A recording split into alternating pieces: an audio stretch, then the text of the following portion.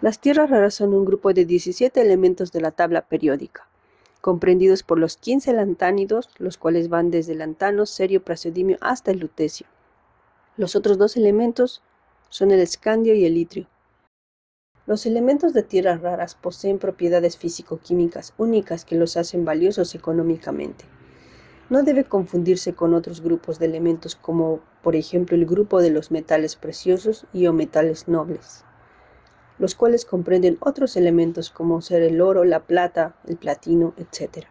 De las tierras raras, el prometio es el único que existe en muy poca cantidad o casi nada en estado natural, y por eso se lo obtiene mediante reacciones nucleares. El prometio entonces es radioactivo y tiene solo aplicaciones en el campo de la radiología. Los elementos de tierras raras pueden encontrarse y manipularse en forma de sales, óxidos y en estado metálico. Estos compuestos de tierras raras se usan para la fabricación de diversos dispositivos que encontramos en el día a día.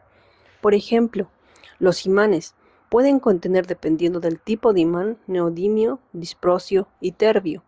Imanes que están presentes en motores eléctricos que componen los autos eléctricos y las turbinas eólicas, o los imanes que están en los controles de todas las consolas de videojuegos, las pantallas de las consolas portátiles y monitores de alta resolución tienen terbio y europio.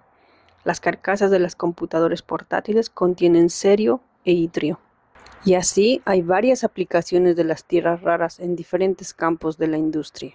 Un dato curioso es que se llaman tierras raras no porque sean difíciles de encontrar, sino porque es complicado separarlas de otros elementos, al igual que separarlos individualmente, ya que las tierras raras suelen estar asociadas a otros elementos en minerales complejos, y su separación individual es difícil debido a sus propiedades químicas similares.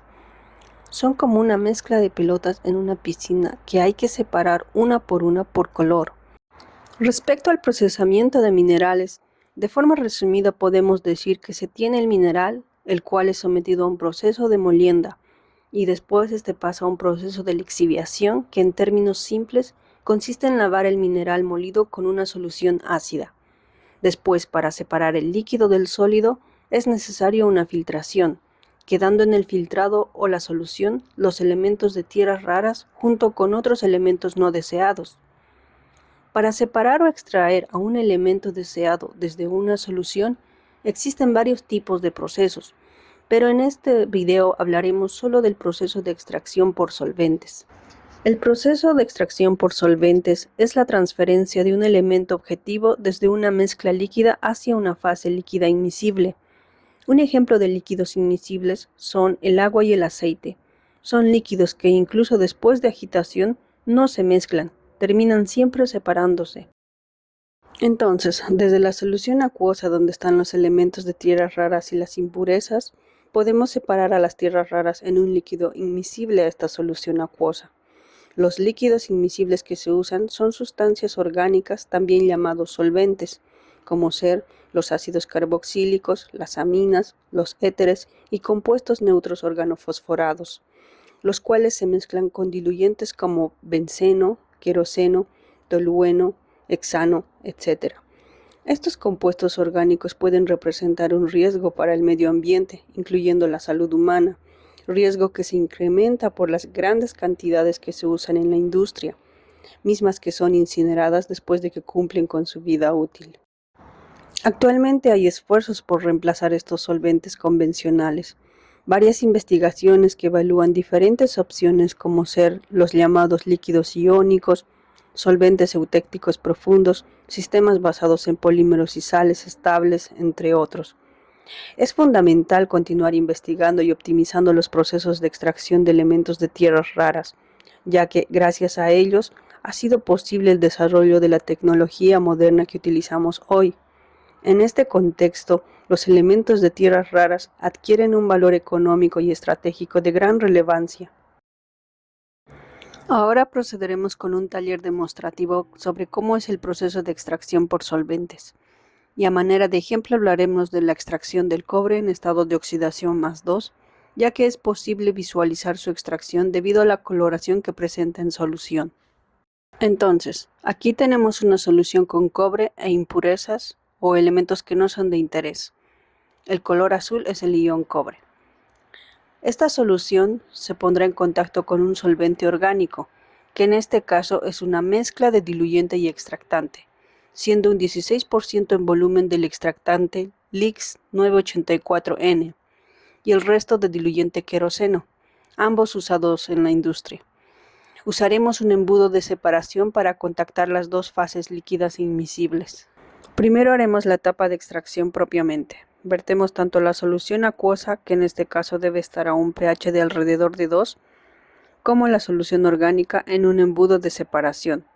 Agitamos manualmente por un par de minutos para un mejor contacto entre las fases, hasta que ocurra un cambio de color. Así aparece un color oscuro, el cual es un indicador de que la fase orgánica ya está cargada con el cobre más 2. Es decir, que el extractante LIX 984N está unido o coordinado al ion cobre. Después, dejamos reposando para que las fases decanten, y cuando termina de separar, efectivamente hay un cambio de color en ambas fases. La fase orgánica pasa de un color amarillento claro a un color negro marrón. De la misma forma, la fase acuosa pasa de un color azul fuerte a un color más claro, debido a la migración del cobre hacia la fase orgánica, dejando a las impurezas en la fase acuosa. La fase orgánica después de la extracción se llama extracto, y la fase acuosa después de la extracción se llama refino. Sabemos que el cobre está en la fase orgánica. Si bien está separado de las impurezas, necesitamos ahora separarlo del extractante o descargarlo de la fase orgánica y dejar al cobre solo en solución. Se realiza una etapa de retroextracción del cobre, también llamado despojo, reextracción o stripping desde la fase orgánica. Para ello se separa la fase cargada de la etapa de extracción, abriendo la llave del embudo para liberar presión. Se extrae el refino por la parte inferior y se deja la fase cargada en el embudo de separación, y ésta se vuelve a contactar con una solución acuosa a un pH más ácido o una concentración de ácido mayor. En este caso se usó una solución acuosa de 180 gramos por litro de ácido sulfúrico. Se agita por algunos minutos y se deja reposar para la decantación de fases. Después de la decantación se puede observar otro cambio de coloración en las fases.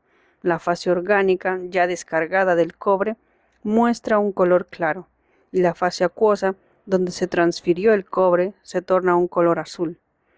Ahora se tiene al cobre en solución acuosa, sin impurezas ni extractante. Y la fase orgánica descargada puede ser reutilizada en la etapa de extracción para nuevamente extraer cobre. Este fue un ejemplo visual de lo que es la extracción por solventes aplicado a la extracción de cobre. En la realidad, se usan equipos que miden cuantitativamente a los elementos que participan en la extracción, tanto como los elementos objetivo como las impurezas.